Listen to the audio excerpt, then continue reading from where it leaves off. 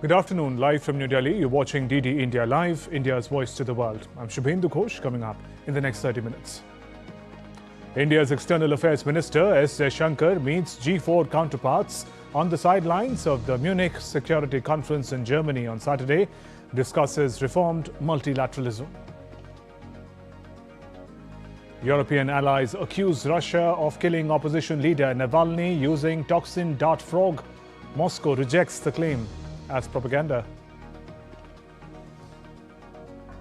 Gunmen in Nigeria brutally kill at least 35 people in fresh attacks. Government under mounting pressure to restore stability.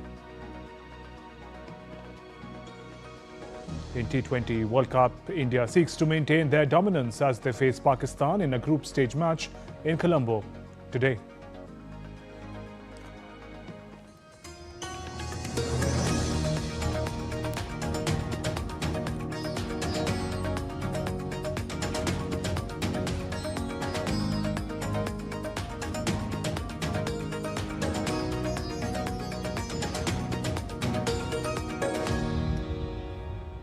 External Affairs Minister S. Jaishankar on Saturday met his counterparts from G4 countries, including Germany, Japan and Brazil, held on the sidelines of the Munich Security Conference 2026 in Germany for the first time. The leaders discussed reformed multilateralism. Last year, when the four leaders met in New York, the G4 ministers concurred on close cooperation towards realizing Security Council reform, including development of a consolidated model at the earliest. The G4 ministers reaffirmed their mutual support for each other's candidacies as new permanent members of a reformed Security Council. Earlier, Minister Jaishankar engaged with G7 foreign ministers. He reiterated India's strong support for the UN agenda, emphasizing the need for meaningful reform of the UN Security Council. He highlighted India's role in safeguarding sea lines of communication, acting as first responder in crisis, strengthening port security and contributing to resilient submarine cable infrastructure.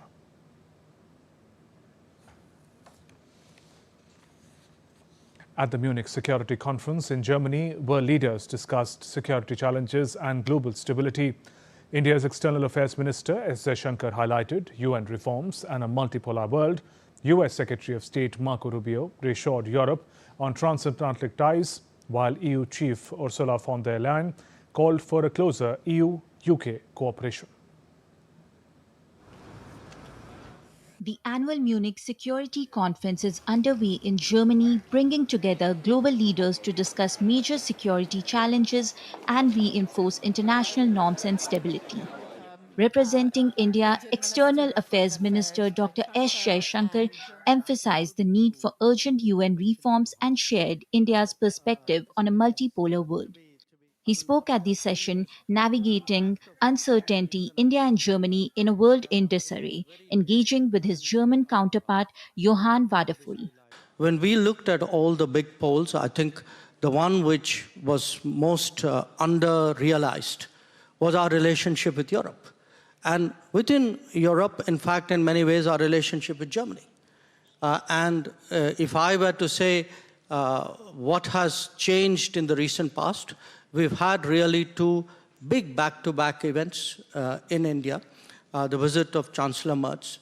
I think it was his first visit to Asia. Then the India-Europe FTA, which President von der Leyen described as the mother of all deals. India's Finance Minister Nirmala Sitharaman is also attending the conference, highlighting India's commitment to protecting climate-affected communities and forest ecosystems. Working for climate and saving, let's say, the climate from human actions. That is one thing we need to address, no doubt. But equally, countries like India are worried about communities which are affected by climate change. So the government is going to have to look at saving climate for itself, because that has long-term implication on all of us, and equally saving communities from the changes which happen because of climate change. At the conference on Saturday, US Secretary of State Marco Rubio sought to reassure Europe, calling for a revitalized transatlantic alliance to strengthen global cooperation. We do not seek to separate, but to revitalize an old friendship and renew the greatest civilization in human history. What we want is a reinvigorated alliance that recognizes that what has ailed our societies is not just a set of bad policies, but a malaise of hopelessness and complacency.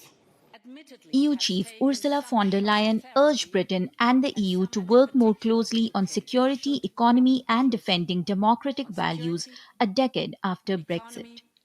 Europe, and in particular the UK, should come closer on security, on economy, on defending our democracies. 10 years from Brexit, our futures are as bound as ever. The high-powered gathering comes as Russia-Ukraine conflict enters its fifth year. European leaders pledged to shoulder more responsibility for NATO's shared defense commitments.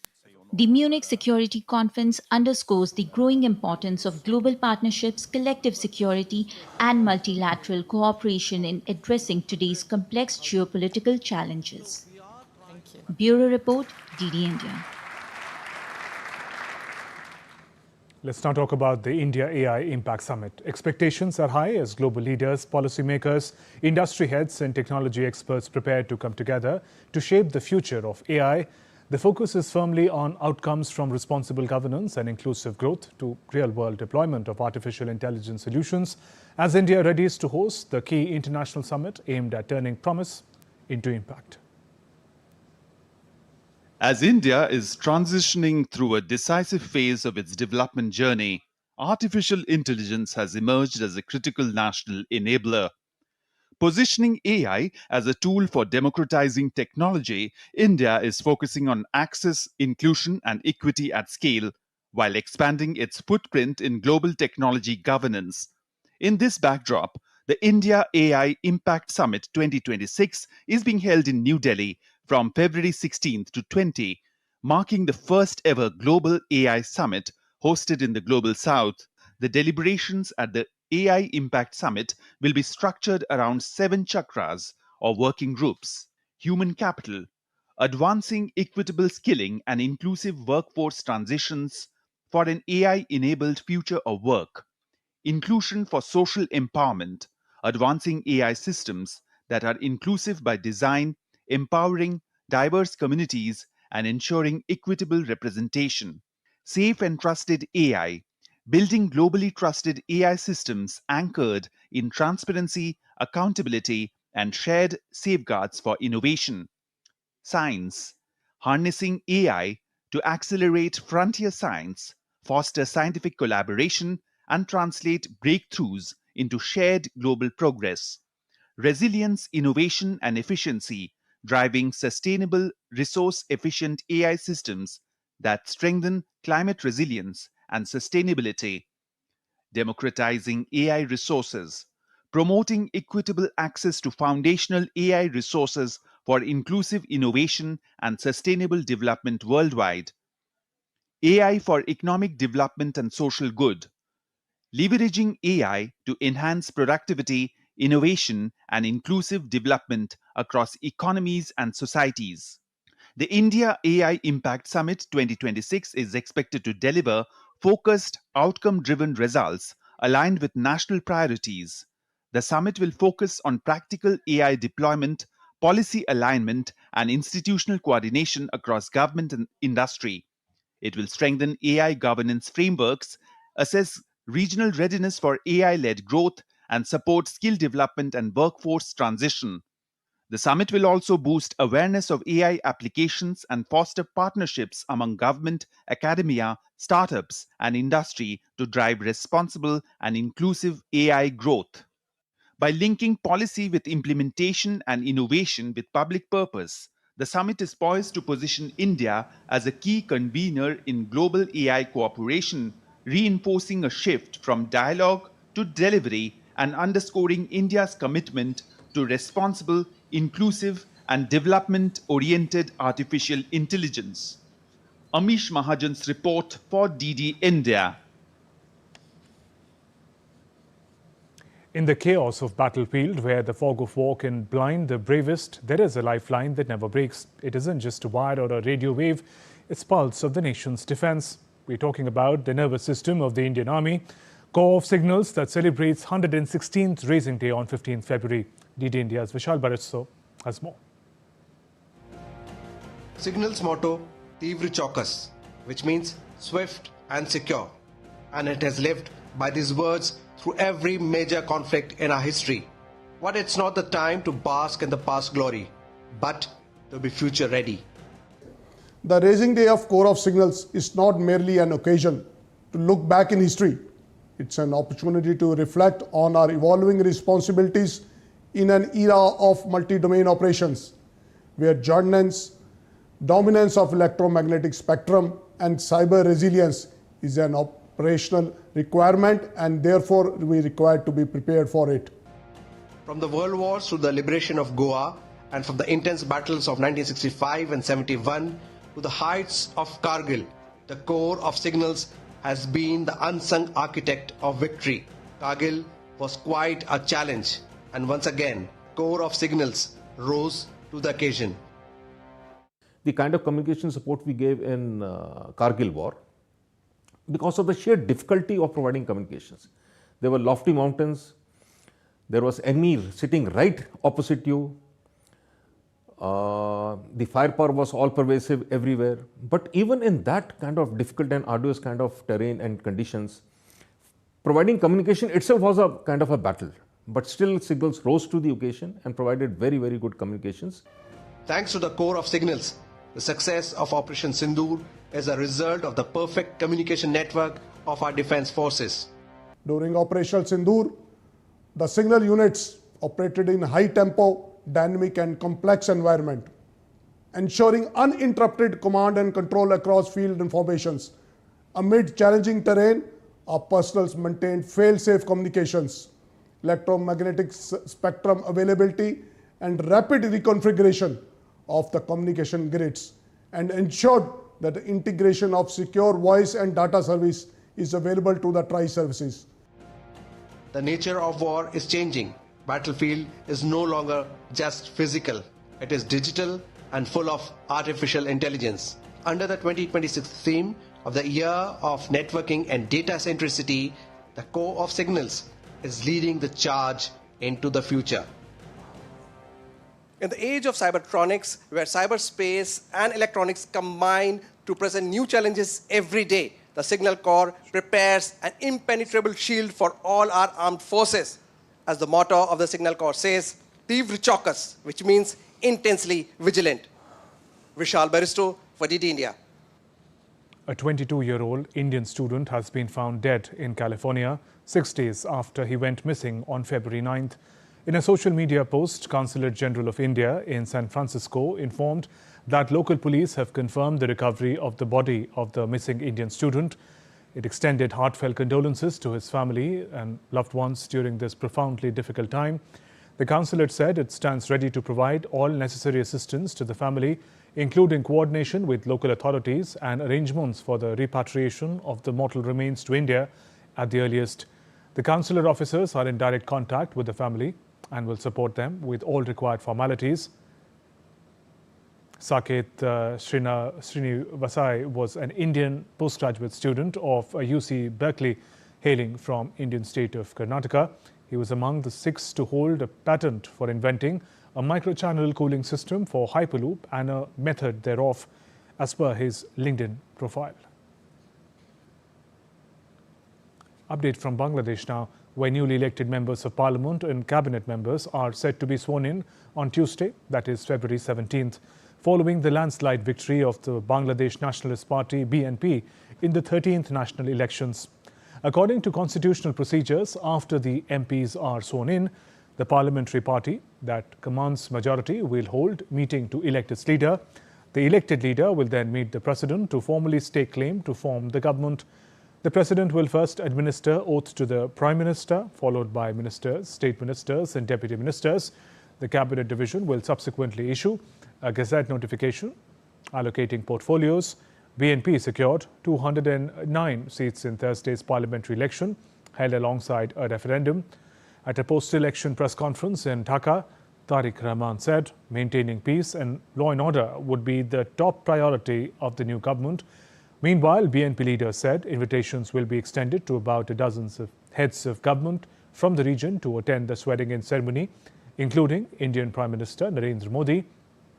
They also said incoming BNP government aims to strengthen bilateral ties with India and other countries based on mutual respect and shared interests. Time for a short break. There's more coming up.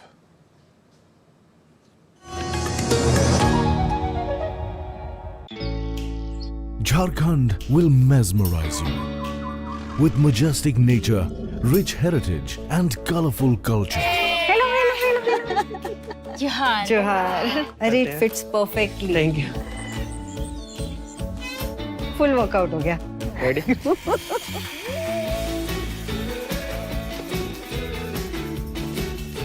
Postcards from Jharkhand on National Geographic.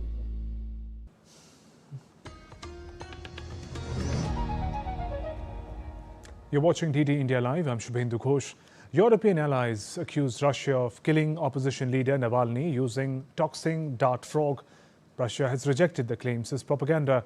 In a joint statement, Britain, France, Germany, Sweden and the Netherlands said analysis of samples from Navalny's body conclusively confirmed the presence of ebitabadine, a toxin found in poison that dart frogs in South America and not found naturally in Russia.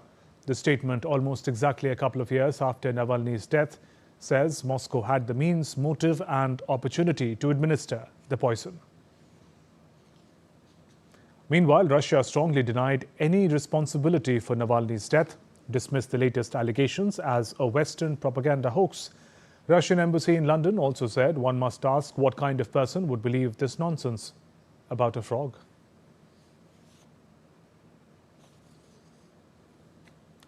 In other news, Ukrainian President Zelensky on Saturday held a meeting with US Secretary of State Marco Rubio on the sidelines of Munich Security Conference. He voiced hope that US brokered peace talks in Geneva next week would be substantive, but said that Ukraine was being asked too often to make concessions. Ukrainian, Russian and American delegations are due to meet in the Swiss lakeside city on Tuesday and Wednesday as US President Donald Trump seeks to push through a deal to end Europe's biggest conflict since 1945. And President Zelensky also said he had spoken on phone to US envoy Steve Witkoff and Donald Trump's son-in-law Jared Kushner ahead of talks with Russia mediated by the US in Geneva next week. Meanwhile, on the sidelines of Munich Security Conference, Zelensky accused Moscow of seeking to delay decisions by changing its lead negotiator. He said US had proposed a security guarantee lasting for 15 years after the conflict, but Ukraine wanted a deal for 20 years or longer. He also called for greater action from Ukraine's allies to press Russia into making peace, both in the form of tougher sanctions and more weapons supplies. Russians changed, the leader of the group. This is a surprise to my mind because they want to postpone the decisions. But it's too, maybe I'm pessimistic a little bit, but we count on Americans that we will continue and they will not give Russia to postpone or to say let's begin negotiations from the very, very beginning because we have the new group. Yes, I think that will be a big mistake, and I hope that our American partner will not give such possibility to Russians play with them. Armed attackers on motorbikes killed at least 35 people, burnt homes and shops during raids on 3 villages in northwest Niger state early on Saturday.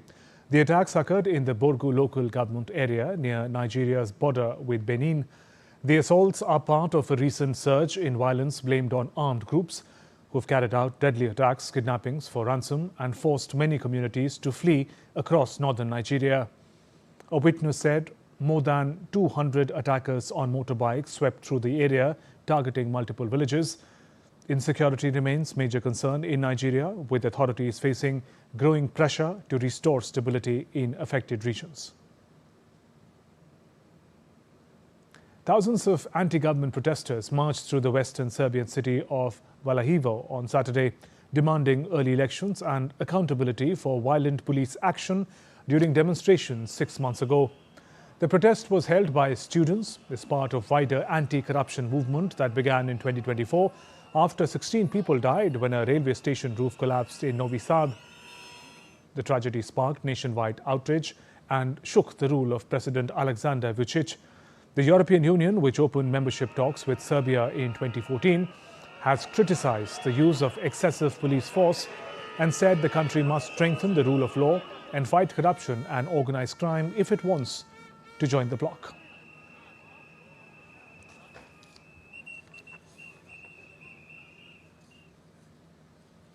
Let's turn to sports. High-octane cricket is back. India takes on Pakistan in a high-voltage T20 World Cup clash in Colombo today.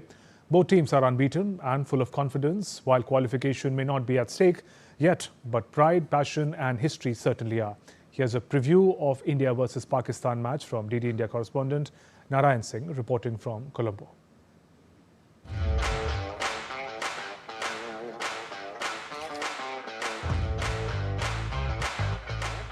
India versus Pakistan. It is more than just a cricket match. It is an event that the cricketing world waits for. Whether it impacts the tournament standings or not, this fixture simply has to happen. India, led by Suryakumar Yadav, take on Pakistan under Salman Ali Agha in a high-voltage Group A clash at the R. Premadasa Stadium in Colombo on Super Sunday. Both teams come into the game unbeaten with 2 wins each. From a tournament perspective, a loss may not hurt qualification chances much. But when it comes to pride, emotion and history, everything is at stake. India have had the upper hand in recent years. They lead Pakistan 7-1 in T20 World Cups. Their batting looks explosive at the top, solid in the middle and powerful at the finish. Their spin attack offers variety, and then there is Jasprit Bumrah, a bowler who changes games in big moments. In the spotlight will be Hardik Pandya. He has enjoyed success against Pakistan with both bat and ball, and his all-round ability gives India balance. For Pakistan, hope begins at the top. Sahibzada Farhan has looked confident against India in recent meetings and even handled Bumrah well during the Asia Cup. Shahin Shah Afridi will lead the pace attack, while their spinners could come into play on what might be a slightly flatter surface. There is also rain in the air in Colombo, which could make conditions tricky. Dew later in the evening might influence the toss. The wait is finally over. The India versus Pakistan high-voltage clash is upon us. We often call it a rivalry, but the stats shows a different story. If Pakistan wants to really convert it into a rivalry, they have to produce something extraordinary in this match. With camera person Satyak Dubey, Narayan Singh, DD India, Colombo. And fans have travelled from different parts of the world to witness the much-awaited T20 World Cup clash between India and Pakistan in Colombo. One such fan is Shanti Priya Goyal, who's proudly painted the Indian flag on his bed. Narayan Singh caught up with Shanti ahead of the marquee match. Cricket fans are excited ahead of the marquee clash between India and Pakistan in the T20 World Cup. Right now, I am joined by a very renowned cricket fan, Shanti Priya Goyal ji, the tri-coloured beard man. A very warm welcome on DD India, and the marquee clashes will take place. So, how you look the excitement among the fans for this marquee clash? This is going to be a very good match, and India-Pakistan match is always a very good match. So, and even if it isn't happening for the T20 World Cup, it is a basically super excited match, the high voltage match. All the matches are one-sided.